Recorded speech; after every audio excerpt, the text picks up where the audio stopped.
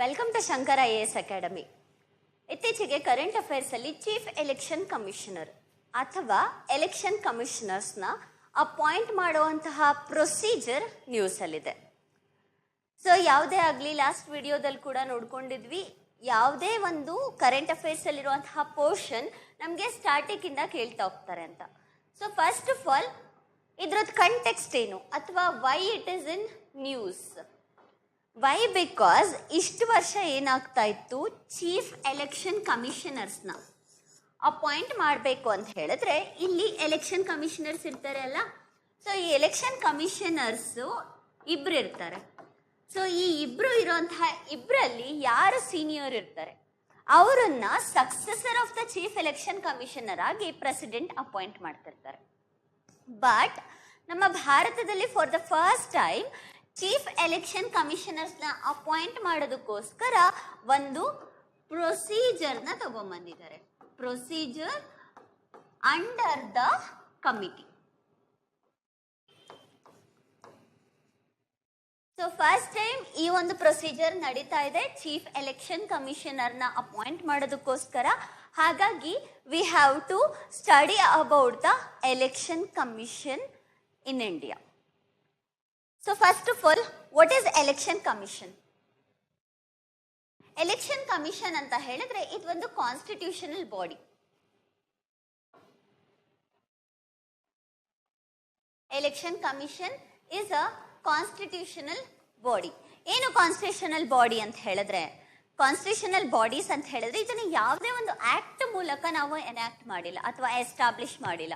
ನಮ್ಮ ಕಾನ್ಸ್ಟಿಟ್ಯೂಷನ್ ಏನಿದೆ ಅಲ್ವಾ, ಅದರಲ್ಲೇನೆ ಮುಂಚೆಯಿಂದನೂ ಕೂಡ ಬರ್ತಿದೆ. ಅದನ್ನ ನಾವು ಕಾನ್ಸ್ಟಿಟ್ಯೂಷನಲ್ ಬಾಡಿ ಅಂತ ಹೇಳಿ ಕರಿತೀವಿ. ಅಂದ್ರೆ ಕಾನ್ಸ್ಟಿಟ್ಯೂಷನ್ ಅಲ್ಲಿ ತನ್ನದೇ ಆದ ಒಂದು ಸ್ಥಾನಮಾನವನ್ನ ಪಡ್ಕೊಂಡಿದೆ, ಅದನ್ನ ಕಾನ್ಸ್ಟಿಟ್ಯೂಷನಲ್ ಬಾಡಿ ಅಂತ ಹೇಳಿ ಕರಿತೇವೆ.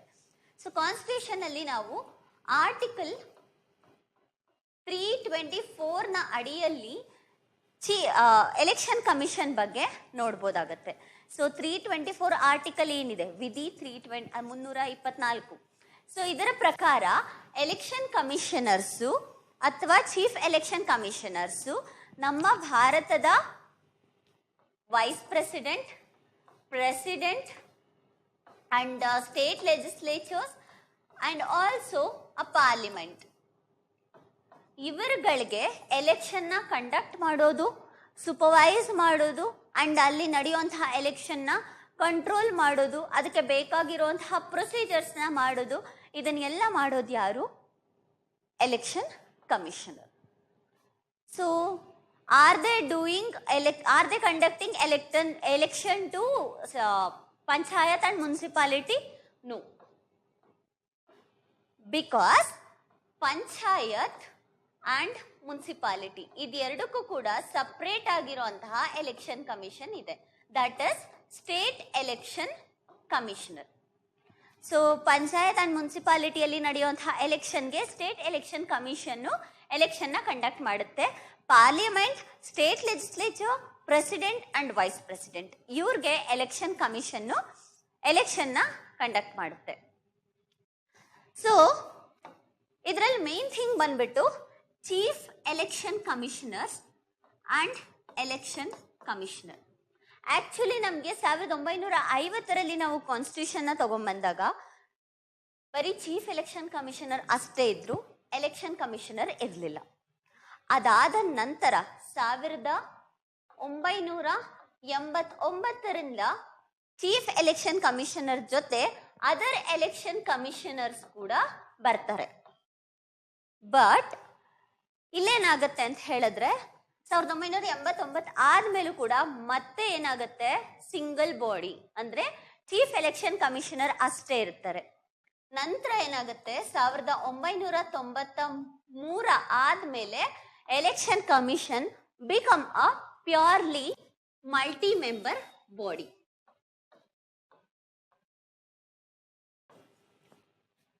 ಮಲ್ಟಿ ಮೆಂಬರ್ ಬಾಡಿ ಅಂತ ಹೇಳಿದ್ರೆ 3 ಜನ ಇದ್ದಾರೆ, chief election commissioners and 2 other election commissioners. So 1993 ಆದ್ಮೇಲೆ ಮಲ್ಟಿ ಮೆಂಬರ್ ಬಾಡಿ ಆಗತ್ತೆ. ಇಲ್ಲಿ 1989ರಲ್ಲಿ ಏನಾಗುತ್ತೆ ಅಂತ ಹೇಳಿದ್ರೆ, ಮುಂಚೆ ವೋಟಿಂಗ್ ರೈಟ್ಸ್ ಬಂದ್ಬಿಟ್ಟು 21 ವರ್ಷಕ್ಕೆ ಇರುತ್ತೆ. ಈ 21 ವರ್ಷ ಇರುವಂತಹ ವೋಟಿಂಗ್ ರೈಟ್ಸ್ ನ 61st ಕಾನ್ಸ್ಟಿಟ್ಯೂಷನಲ್ ಅಮೆಂಡ್ಮೆಂಟ್ ಆಕ್ಟ್ ನ ಯೂಸ್ ಮಾಡಿಬಿಟ್ಟು ಏನ್ ಮಾಡ್ತಾರೆ, 18 ಇಯರ್ಸ್ಗೆ ಇಳಿಸ್ತಾರೆ. ಅಂದ್ರೆ ವೋಟಿಂಗ್ ರೈಟ್ಸ್ ಏಜ್ ಅನ್ನ 21ರಿಂದ 18 ವರ್ಷಕ್ಕೆ ಇಳಿಸಲಾಗತ್ತೆ. ಸೊ ಇದು ಕೂಡ ಇಂಪಾರ್ಟೆಂಟ್ ಆಗುತ್ತೆ. ಈವನ್ ಸ್ಟೇಟ್ ಎಕ್ಸಾಮ್ಸ್ ಅಥವಾ UPSC ಎರಡಕ್ಕೂ ಕೂಡ ಸ್ಟೇಟ್ಮೆಂಟ್ ವೈಸ್ ಅಲ್ಲಿ ಕ್ವಶನ್ ನ ಕೇಳ್ತಾರೆ. Election commission. ಎಲೆಕ್ಷನ್ ಕಮಿಷನ್ ಅನ್ನೋದು ಒಂದು ಕಾನ್ಸ್ಟಿಟ್ಯೂಷನಲ್ ಬಾಡಿ ಅಂತ ಹೇಳಿದೆ. ಸೊ ಏನ್ ಮಾಡುತ್ತೆ ಅಂತಾನೂ ಕೂಡ ಗೊತ್ತಾಯ್ತು, ಎಲೆಕ್ಷನ್ ನ ಕಂಡಕ್ಟ್ ಮಾಡುತ್ತೆ. ಬಟ್ ಹೇಗೆ ಕಂಡಕ್ಟ್ ಮಾಡಬೇಕು, ಹೇಗೆ ಕಂಡಕ್ಟ್ ಮಾಡಬೇಕು ಅಂತ ಹೇಳಿದ್ರೆ that has to work ಇಂಪಾರ್ಷಿಯಲಿ,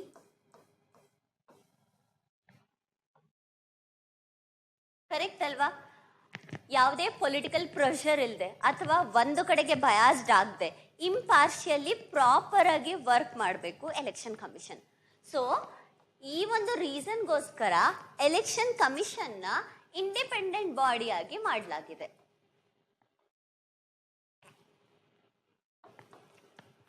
election ಕಮಿಷನ್ಗೆ article 324 under ಅಲ್ಲಿ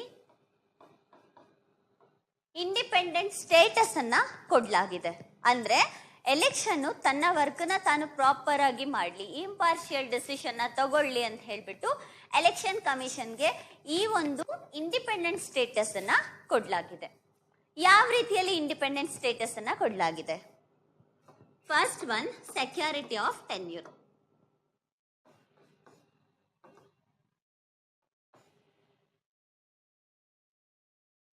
ಏನು ಸೆಕ್ಯೂರಿಟಿ ಆಫ್ ಟೆನ್ಯೂರ್? ಏನು ಹೇಳಿದೆ, ಚೀಫ್ ಎಲೆಕ್ಷನ್ ಕಮಿಷನರ್ಸ್ ನ ಅದರ್ ಎಲೆಕ್ಷನ್ ಕಮಿಷನರ್ಸ್ ಇಲ್ಲಿ ತನಕ ಪ್ರೆಸಿಡೆಂಟ್ ಏನ್ ಮಾಡ್ತಾ ಇದ್ರು, ಅಪಾಯಿಂಟ್ ಮಾಡ್ತಾ ಇದ್ರು. ಇಲ್ಲಿ ಎಲೆಕ್ಟ್ ಮಾಡ್ತಿರ್ಲಿಲ್ಲ, ಅಪಾಯಿಂಟ್ ಮಾಡ್ತಾ ಇದ್ರು. ಕರೆಕ್ಟ್ ಅಲ್ವಾ? ಇನ್ನು ಮುಂದೆ ಎಲೆಕ್ಟ್ ಮಾಡ್ತಾರೆ, ಬಟ್ ಇವಾಗ ಅಪಾಯಿಂಟ್ ಮಾಡ್ತಾ ಇದ್ದಾರೆ. ಸೊ ಅಪಾಯಿಂಟ್ ಮಾಡುವಾಗ ಅವ್ರಿಗೆ ಟರ್ಮ್ ಬಂದ್ಬಿಟ್ಟು 6 years ಅಥವಾ 65 years, which ever is earlier. ಓಕೆನಾ? 6 ವರ್ಷ ಟರ್ಮ್ ಅಲ್ಲಿ ಅವ್ರು ಕೆಲಸ ಮಾಡ್ತಾ ಇದ್ದಾರೆ ಅಥವಾ 65 ವರ್ಷ ಅವರ ಏಜ್ಗೆ ಕೆಲಸ ಮಾಡ್ತಾ ಇರ್ತಾರೆ. ಈ ಒಂದು ಗ್ಯಾಪ್ ಇರುತ್ತೆ ಅಲ್ವಾ, ಈ ಗ್ಯಾಪ್ ಅಲ್ಲಿ ಯಾವುದೇ ಕಾರಣಕ್ಕೂ ಕೂಡ ಚೀಫ್ ಎಲೆಕ್ಷನ್ ಕಮಿಷನರ್ಸ್ ನ ರಿಮೂವ್ ಮಾಡೋ ಹಾಗಿಲ್ಲ. ಯಾಕೆ ರಿಮೂವ್ ಮಾಡೋ ಹಾಗಿಲ್ಲ ಅಂತ ಹೇಳಿದ್ರೆ ಅವರ ವರ್ಕಿಗೆ ಥ್ರೆಟ್ ಬರುತ್ತೆ. ಈವನ್ ದೋ ಪ್ರೆಸಿಡೆಂಟ್ ಅವ್ರನ್ನ ಎಲೆಕ್ಟ್ ಮಾಡಿದ್ರು ಕೂಡ ಪ್ರೆಸಿಡೆಂಟ್ ಅವ್ರನ್ನ ಡೈರೆಕ್ಟ್ ಆಗಿ ರಿಮೂವ್ ಮಾಡಕ್ ಆಗಲ್ಲ. ಆಗಿದ್ರೆ ಅವ್ರನ್ನ ರಿಮೂವೇ ಮಾಡಕ್ಕಾಗಲ್ವಾ? ಅವ್ರು ತಪ್ಪು ಮಾಡಿದ್ರು ಕೂಡ ಅವ್ರಿಗೇನು ಪ್ರಾಬ್ಲಮ್ ಆಗೋದಿಲ್ವಾ? ಆಗತ್ತೆ.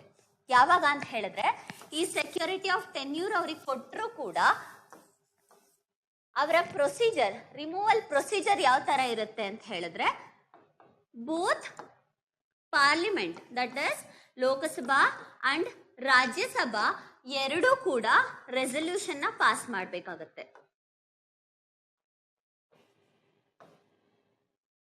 ಎರಡು ಕೂಡ ರೆಸಲ್ಯೂಷನ್ ಪಾಸ್ ಮಾಡುತ್ತೆ. ಅದು ಕೂಡ ಸಿಂಪಲ್ ಮೆಜಾರಿಟಿಯಿಂದ ಅಲ್ಲ, ಸ್ಪೆಷಲ್ ಮೆಜಾರಿಟಿಯಿಂದ. ಸೊ ಇವಾಗ ಪೊಲಿಟಿಕಲ್ ಪಾರ್ಟಿ ಇರುತ್ತೆ, ಅವ್ರ ಪೊಲಿಟಿಕಲ್ ವಿಷಯದಲ್ಲಿ ಪ್ರಾಪರ್ ಆಗಿ ಎಲೆಕ್ಷನ್ ನಡೆದಿರಲ್ಲ, ಆವಾಗ ಒಂದು ಕೇಸ್ ಬರುತ್ತೆ. ಆಗ ಬೋತ್ ಪಾರ್ಲಿಮೆಂಟ್ ಎರಡು ಕೂಡ ರೆಸಲ್ಯೂಷನ್ ಪಾಸ್ ಮಾಡುತ್ತವೆ ಸ್ಪೆಷಲ್ ಮೆಜಾರಿಟಿಯಿಂದ. Even though chief election commissioner ಯಾವುದೇ ತಪ್ಪು ಮಾಡಿಲ್ಲ ಅಂದ್ರೆ ಅವಾಗ ಏನ್ ಮಾಡ್ಬೇಕು ಅಂತ ಹೇಳಿದ್ರೆ ಅದಕ್ಕೆ 2 ಗ್ರೌಂಡ್ ಇದೆ. That ground is proved misbehaviour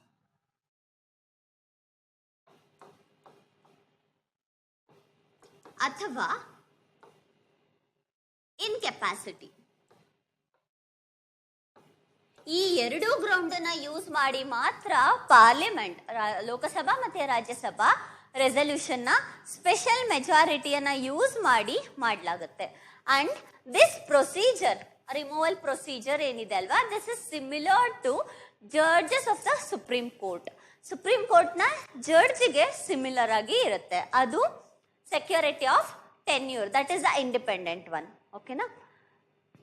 next one, so ಹೇಳಿದೆ ಕೊಟ್ಟಿರೋಂತಹ ಟರ್ಮ್ ಅಲ್ಲಿ ಅವ್ರನ್ನ ರಿಮೂವ್ ಮಾಡೋ ಹಾಗಿಲ್ಲ ಅಂತ. ಕರೆಕ್ಟ್ ಅಲ್ವಾ?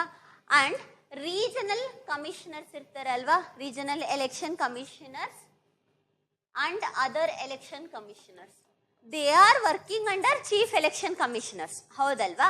So chief election commissioners under ಅಲ್ಲಿ ವರ್ಕ್ ಮಾಡ್ತಿರೋದ್ರಿಂದ ಇಬ್ರು ಕೂಡ ಚೀಫ್ ಎಲೆಕ್ಷನ್ ಕಮಿಷನರ್ನ ಪರ್ಮಿಷನ್ ಇಲ್ದಲೆ ಅಥವಾ ಅವರ ಒಪಿನಿಯನ್ ತಗೊಳ್ದೆ ಯಾವುದೇ ಕಾರಣಕ್ಕೂ ಕೂಡ ರಿಮೂವ್ ಮಾಡೋ ಹಾಗಿಲ್ಲ. ಅದು ಕೂಡ ಒಂದು ಇಂಡಿಪೆಂಡೆಂಟ್ ಬಾಡಿ, ಅದು ಒಂದು ಇಂಡಿಪೆಂಡೆಂಟ್ ಆಗಿ ವರ್ಕ್ ಮಾಡಲಿ ಅಂದ್ಬಿಟ್ಟು ಕೊಟ್ಟಿರುವಂತಹ ಪೊಸಿಷನ್ ಆಗಿದೆ.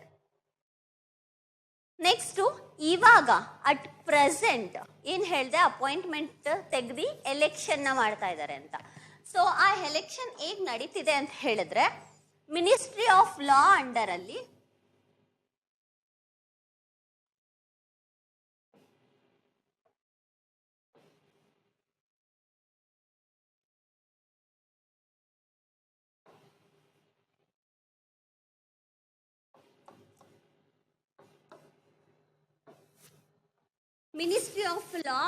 ಅಲ್ಲಿ ಒಂದು ಸರ್ಚ್ ಅಂಡ್ ಸೆಲೆಕ್ಷನ್ ಕಮಿಟಿಯನ್ನ ಮಾಡಲಾಗುತ್ತೆ.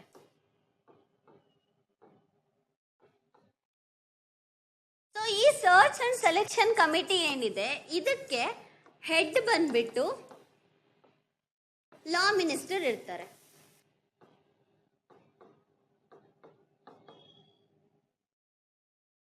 ಓಕೆನಾ? ಸೊ ಈ ಲಾ ಮಿನಿಸ್ಟರ್ ಏನ್ ಮಾಡ್ತಾರೆ ಅಂತ ಹೇಳಿದ್ರೆ, 5 ಮೆಂಬರ್ ಇರುವಂತಹ ಒಂದು ಕಮಿಟಿಯನ್ನ ಫಾರ್ಮ್ ಮಾಡ್ತಾರೆ.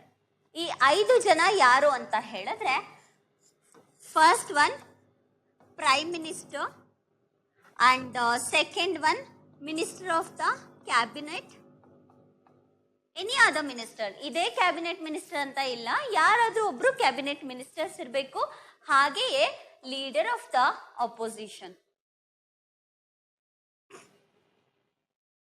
ಅಂಡ್ ಇನ್ನ ಇಬ್ರೇನಿದ್ದಾರೆ, ಅವರು ಅಂದ್ರೆ ನಮ್ಮ ಪೊಲಿಟಿಕಲ್ ಪಾರ್ಟಿಯಿಂದ ಕೂಡ ಆಗಿರ್ಬೋದು ಅಥವಾ ಬೇರೆ ಸ್ಟ್ರೀಮ್ ಅಲ್ಲಿ ವರ್ಕ್ ಆಗ್ತಿರೋಂತಹ ಯಾರಾದ್ರೂ ಕೂಡ ಆಗಿರ್ಬೋದು. ಸೊ ಇದು ಒಂದು ಪ್ರೊಸೀಜರು, ಚೀಫ್ ಎಲೆಕ್ಷನ್ ಕಮಿಷನರ್ನ ಅಪಾಯಿಂಟ್ ಮಾಡೋದಕ್ಕೆ ತಗೊಳ್ತಾ ಇರುವಂತಹ ಪ್ರೊಸೀಜರ್ ಇದಾಗಿದೆ.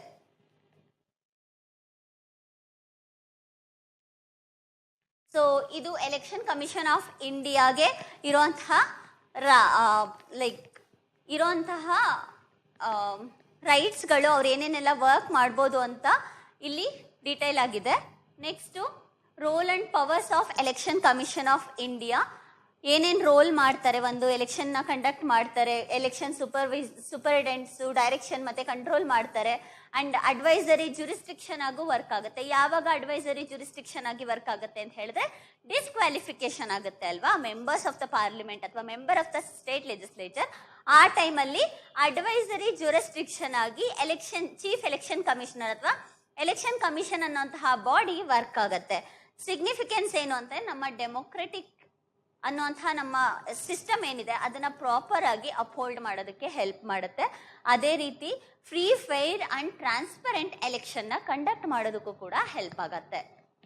ನೆಕ್ಸ್ಟ್, ನಾನು ಏನು ಪ್ರೊಸೀಜರ್ ಹೇಳಿದೆ, ಆ ಪ್ರೊಸೀಜರ್ನ ಫಾಲೋ ಮಾಡೋದಕ್ಕೋಸ್ಕರ 2023ರಲ್ಲಿ ಒಂದು ಆಕ್ಟ್ ಅನ್ನ ಎಸ್ಟಾಬ್ಲಿಷ್ ಮಾಡಲಾಗತ್ತೆ.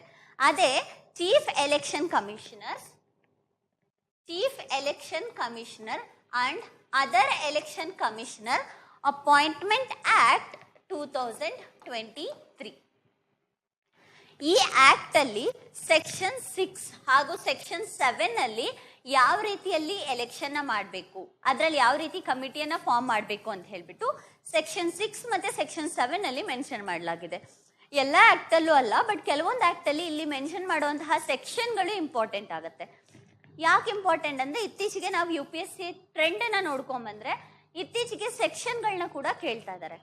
ಸೊ ಇಲ್ಲಿ ಅಪಾಯಿಂಟ್ಮೆಂಟ್ ನ ಸೆಕ್ಷನ್ 6 ಅಲ್ಲಿ ಮೆನ್ಷನ್ ಮಾಡಿರೋದ್ರಿಂದ ನಮಗೆ ಸೆಕ್ಷನ್ 6 ಮತ್ತೆ ಸೆಕ್ಷನ್ 7 ಎರಡು ಕೂಡ ಎಕ್ಸಾಮ್ ಅಲ್ಲಿ ಕೇಳುವಂತಹ ಚಾನ್ಸಸ್ ಇರುತ್ತೆ.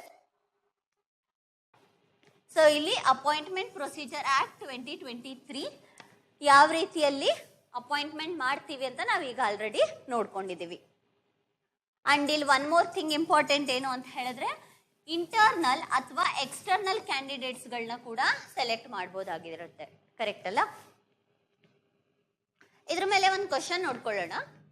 ಸೊ ಕ್ವಶನ್ ಬಂದ್ಬಿಟ್ಟು, which of the following statements regarding the chief election commissioners is correct? ಓಕೆನಾ? The Chief Election Commission is appointed under the provision of Article 324 of the Constitution. The Chief Election Commission can only be removed from office through a process similar to the impeachment of a Supreme Court judge. The Chief Election Commissioner and other election commissioner appointment, conditions of service and term of office Act 2023 allow for consideration of candidates from outside the election commission ಅಂತ ಹೇಳಿದ್ದಾರೆ. So ಇದಕ್ಕೆ answer ಬಂದ್ಬಿಟ್ಟು option 1, 2, 3 ಅಂದ್ರೆ option ಎಲ್ಲ ಆಪ್ಷನ್ಗಳು ಕೂಡ correct ಆಗಿದೆ ಅಂತ ಹೇಳ್ಬಿಟ್ಟು ಆನ್ಸರ್ ಆಗುತ್ತೆ. ಕರೆಕ್ಟ್ ಅಲ್ವಾ? ನಾನು ಪ್ರೊಸೀಜರ್ ಹೇಳುವಾಗಲೇ ಹೇಳಿದೆ ಹೊರಗಡೆಯಿಂದ ಕೂಡ ಅಪಾಯಿಂಟ್ಮೆಂಟ್ನ ಮಾಡ್ಬೋದು ಅಂತ. ಅದೇ ರೀತಿಯಲ್ಲಿ ಇಲ್ಲಿ impeachment of the Supreme court ಅಂತ ಇದೆ. ಸುಪ್ರೀಂ ಕೋರ್ಟ್ ಜಡ್ಜ್ ಯಾವ ರೀತಿಯಲ್ಲಿ ರಿಮೂವ್ ಮಾಡ್ತೀವಿ ಅದೇ ರೀತಿಯಲ್ಲಿ ನಾವು ಚೀಫ್ ಎಲೆಕ್ಷನ್ ಕಮಿಷನರ್ಸ್ನ ಕೂಡ ರಿಮೂವ್ ಮಾಡ್ತೀವಿ. And one more thing, chief election commissioners ಮತ್ತು ಇಬ್ಬರು ಎಲೆಕ್ಷನ್ ಕಮಿಷನರ್ಸ್ ಇರ್ತಾರಲ್ವ, ಅವರ ಸ್ಯಾಲ್ರೀಸ್ ಮತ್ತು ಅವರ ಅವ್ರಿಗೆ ಕೊಡೋಂತಹ ಸ್ಯಾಲ್ರೀಸ್ ಆಗಿರ್ಬೋದು ಅಥವಾ ಅವ್ರಿಗೆ ಕೊಡೋಂತಹ ಪವರ್ಸ್ ಆಗಿರ್ಬೋದು, that is equal to Supreme Court judge. ಹಾಗೆ ಚೀಫ್ ಎಲೆಕ್ಷನ್ ಕಮಿಷನರ್ಸ್ ಮತ್ತು ಅದರ್ ಎಲೆಕ್ಷನ್ ಕಮಿಷನರ್ಸ್ ಇಬ್ಬರು ಕೂಡ ಕೋಆರ್ಡಿನೇಷನ್ ಅಲ್ಲಿ ಈಕ್ವಲ್ ಆಗಿ ವರ್ಕ್ ಮಾಡ್ತಾರೆ. ಯಾರಿಗೂ ಕೂಡ ಹೈಯರ್ ಪೊಸಿಷನ್ ಅಥವಾ ಲೋ ಪೊಸಿಷನ್ಸ್ ಅಂತ ಇಲ್ಲ. ಏನಾದರೂ ಇನ್ಸ್ಟೆಬಿಲಿಟಿ ಅಂತ ಇದ್ರೆ ಮೆಜಾರಿಟಿ, 3 ಜನದಲ್ಲಿ ಮೆಜಾರಿಟಿಯನ್ನು ತಗೊಂಡ್ಬಿಟ್ಟು ಅದನ್ನ ಕನ್ಕ್ಲೂಡ್ ಮಾಡ್ಕೊತಾರೆ. ಸೊ ಇದಿಷ್ಟು ನಮಗೆ chief election commissioners and also election commission ಅನ್ನುವಂತಹ ಬಾಡಿಯ ರಿಲೇಟೆಡ್. ಎಕ್ಸಾಮ್ ಪರ್ಸ್ಪೆಕ್ಟಿವ್ ಆಗಿ ಪ್ರಿಲಿಮ್ಸ್ ಅಲ್ಲಿ ಈ ಒಂದು ಕಾನ್ಸೆಪ್ಟ್ ಅನ್ನ ಕೇಳೋ ಚಾನ್ಸಸ್ ಇರುತ್ತೆ, ಬಿಕಾಸ್ ಫಸ್ಟ್ ಟೈಮ್ ನಾವು ಎಲೆಕ್ಷನ್ ಪ್ರೊಸೀಜರ್ನ ಫಾಲೋ ಮಾಡ್ತಾ ಇರೋದ್ರಿಂದ. Thank you for watching. Please share and subscribe.